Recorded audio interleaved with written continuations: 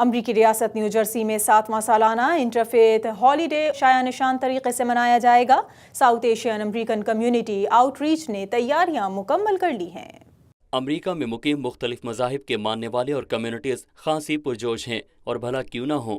Interfaith holiday کی آمد میں اب صرف چند روز ہی باقی رہ گئے ہیں۔ South Asian American community out reach کے زیر اہتمام 7واں سالانہ انٹرفیتھ ہالیڈے ڈنر بدھ 19 دسمبر کو ریاست نیو جرسی میں رائل البرٹ پیلس میں منعقد ہو رہا ہے۔ بین المذاہب ہم آہنگی کے دن کی تقریب میں ہندو، مسلم، عیسائی، سکھ اور یہودی مذہب کے ماننے والے ایک جگہ پر جمع ہو کر ہالیڈے منائیں گے۔ انٹرفیتھ ہالیڈے کے تمام تر انتظامات نامور اور جانی پہچانی سماجی شخصیت سیم خان اور ان کی ٹیم نے مکمل کر لیے ہیں۔